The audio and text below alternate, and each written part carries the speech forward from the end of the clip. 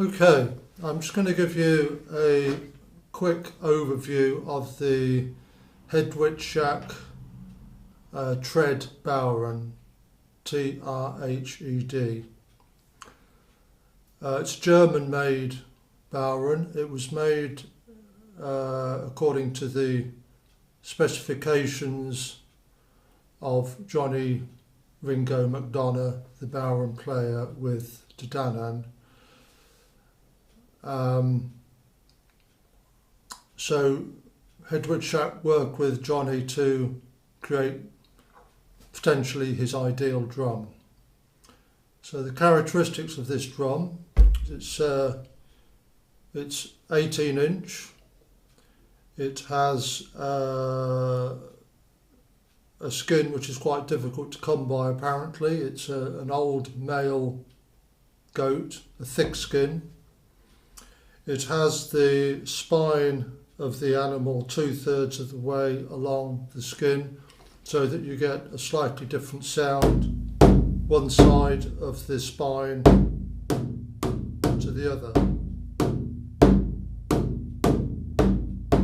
And on the spine itself, a much harder sound.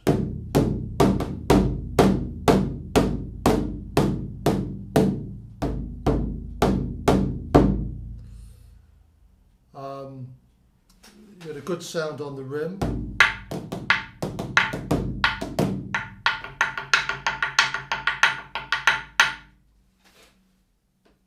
It's extremely well made Bodhran,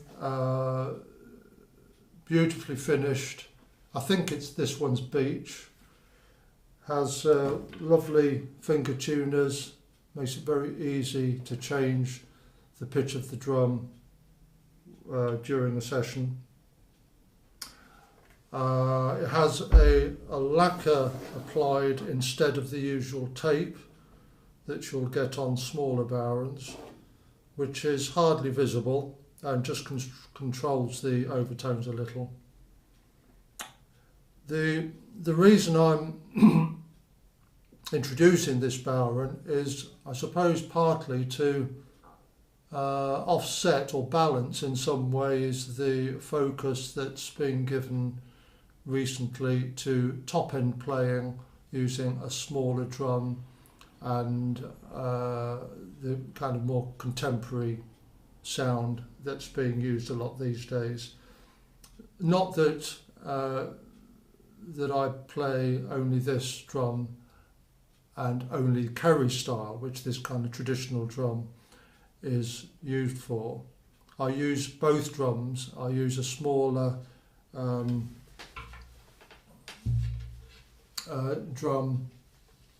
core line Hedwitschak.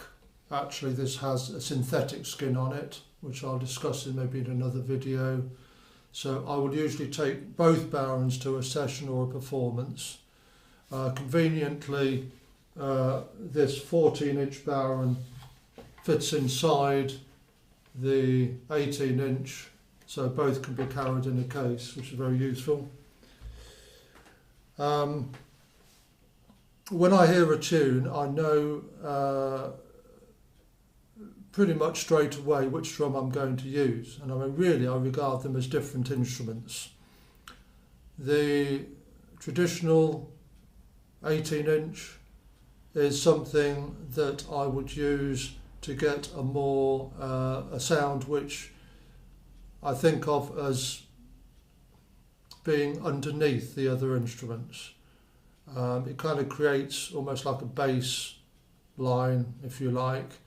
Very useful for giving a very driving rhythm, quite a hypnotic sound, a primitive sound, and it's the kind of sound that really kind of gets to the heart of the music, I feel.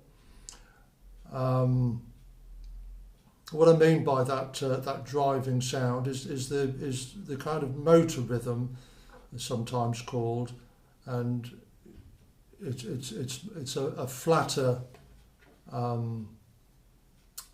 way of playing the drum. So if I simply, I mean, with the top end playing, you're usually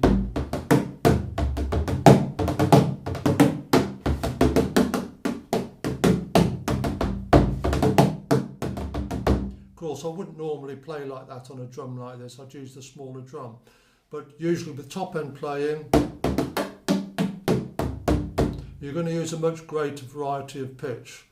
With this kind of drum, not exclusively, but one tends to have less of that kind of bubbly change of pitch and more of a flatter tone with much more subtle changes. So the basic kind of motor rhythm, which is actually quite difficult. It sounds easy, but it's difficult to get. Johnny Ringo gets it beautifully.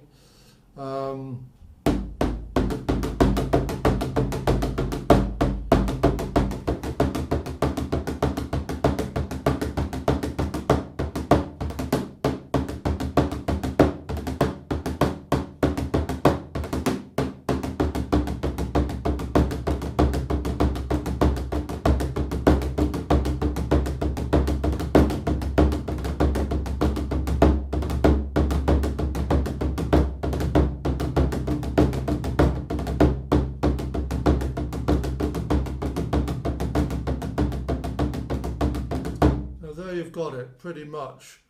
As I say, it's quite difficult to achieve, but I suppose, yeah, so it's driving forward. Anyway, I'm getting too much into technique here, but this kind of drum is really good for that.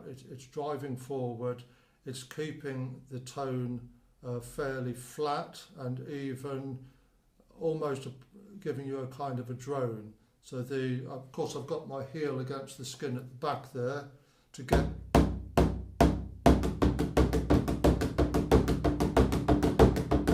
So you can hear that low drone kind of behind the actual attack of the stick on the skin there.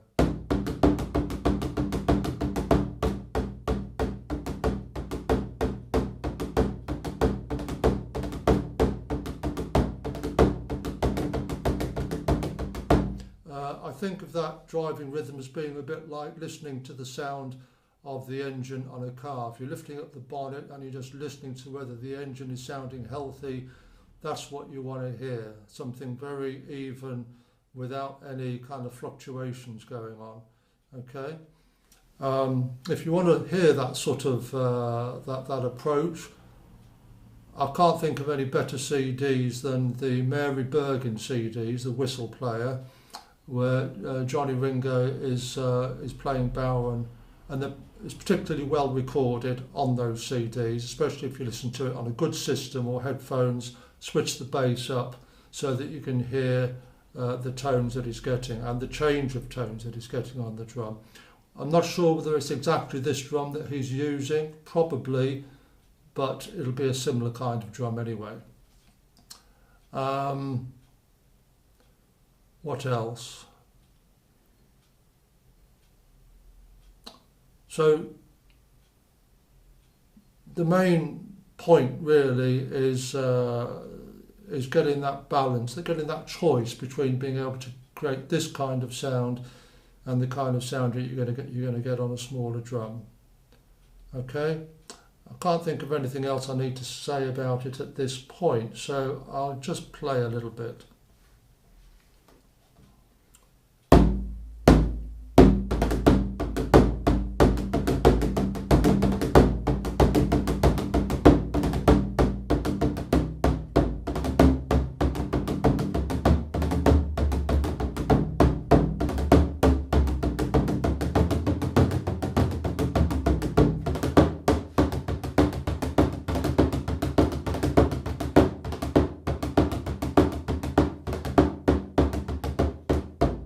I'm going to do actually at that point is I'm just going to lower the camera so that you can get a better view of the drum itself rather than my face.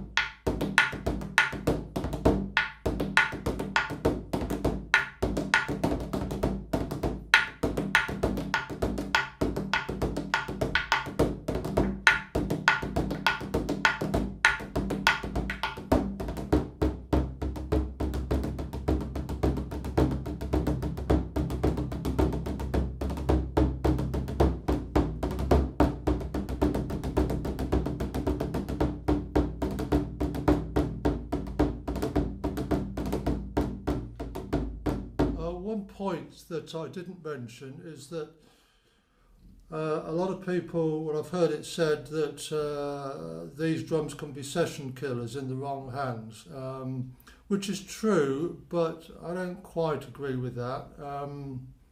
It's not about the drum, it's about the player really. The drum can be played very, very sensitively. That's all about listening to the music, listening to how the drum is contributing to the sound, the overall sound of the music that you're playing, and down to the sensitivity and choice of rhythm, really. So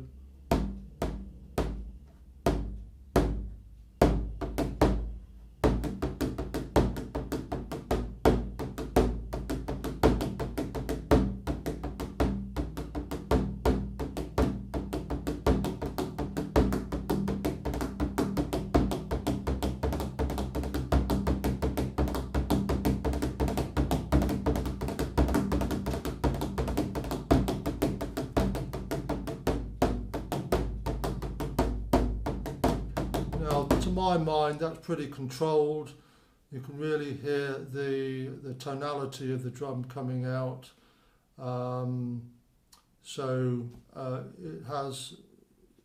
It doesn't need to get out of control. I think I'll leave it at there for now.